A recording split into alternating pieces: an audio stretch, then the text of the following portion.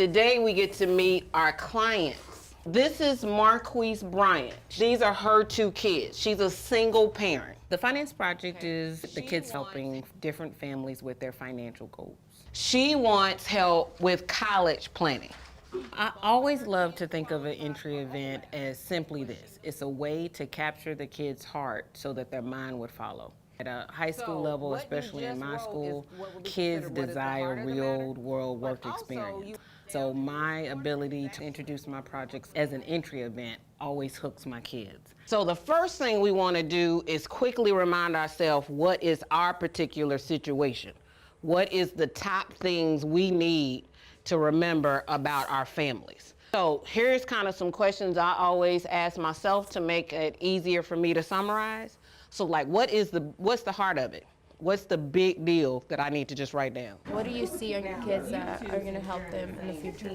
Then for retirement, we got asked for the Browns, how much they have to save so far. In the finance project, the kids are seeing a picture of all of the families. But while they're seeing the picture, they have what I call an executive summary, a very common company document that explains the background, explains the purpose, and major deadlines for them to follow along with me as far as what this client has come aboard and asked us to do. They want retirement, college, and mortgage reduction. Mortgage. Everybody, all of them have a budget in hand. They just don't know about the other auxiliary stuff. And so that always leads into a problem-solving process. And so they zoom in and figure out what is the heart of the things about the situation. Then we zoom out to the solution. What do they think is the biggest things that they need to do?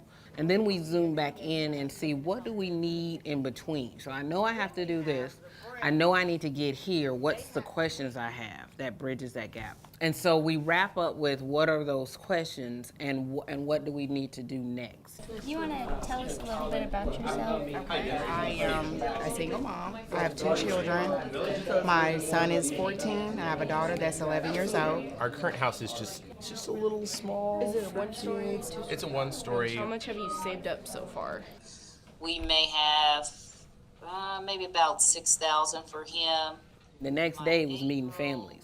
And so, of course, they got to interview them. So the next immediate question on their mind is, well, what do I say? What do I ask? I was wondering if your kids are active, like they do any sports. We do believe in getting our kids active in sports pretty early. Very simple. I emphasize and it be conversational and relaxed and keeping it to the questions and then vetting the questions. So the sooner you can save, the better off you are. So that goes into college planning. There are many vehicles available for college planning. You can invest in 529 plans. I had a financial planner named Laura Payne come in to talk with the finance project students about the details of financial planning so that they can understand how to become a financial planner for the families that they were helping. So this couple wanted to retire at 65. Well, based on where they are, they can retire at 62. So they can retire 2 years earlier, and they're still at 88%. One thing I love about bringing a practitioner in is it gives life to what the subject means in a way that you just can't talk about. The goal for today is being able to explain compound interest, because that goes back to them meeting their financial goals.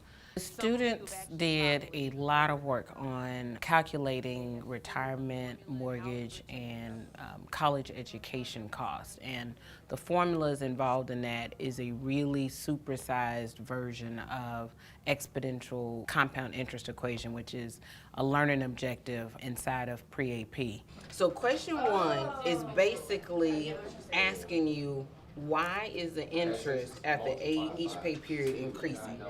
Everything that happened before was just telling you what it's doing in the calculator.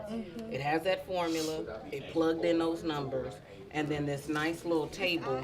So the standard just requires them to understand the formula of a base number that's raised to an infinite amount, how that graph looks. But I wanted them to really see how in the world that basic formula can be manipulated. So they looked at a basic compound interest rate, and then they looked at how it's worked in a financial setting to calculate savings, to calculate mortgage costs, to calculate all of those things. Basically, they already say the $15,000 for all the kids, so that's pretty. Oh, that's Yeah, pretty and good. we're assuming that it's 5,000 for each. For days, they wrestled with their assigned family's financial situation and had to email back and forth to get more information and clarification to better make their plan.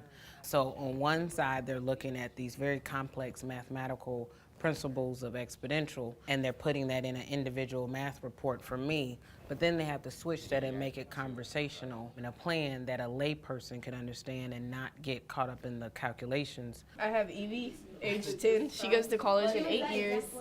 On the day of presentation, this is all of the students' first project, and so it's really important that they have another opportunity in a safe realm to review and make sure that they're ready for the client. The rate that I did was 4% times 1. You already paid 5 years of it over 15 years. So by the time, for like 10 more years, by the time she should put in $288 to get paid off in time. What you guys can do is you can show it as a Yeah, slide. I got it right there. And, and also when they meet with the client, to have it not so high stakes, to relax the environment and just have it be a conversation that kind of helps them ease their anxiety. All right, so your plans for education for your 3 kids that you have. And we did like a summary, like you said they wanted to go to small colleges and in state, you would like for them to stay in state. The cost of your home is $140,000 to the principal and interest, and that's going to be the payment to pay it off in 25 years. Okay. We assume we put $5,000 for each kid, and you saving up $50 a month. All right, so about by the time he's 18, he have saved over $19,000. Okay. You can have this. Oh, thank you. This is for you. You guys did a great job. Thank Thank you.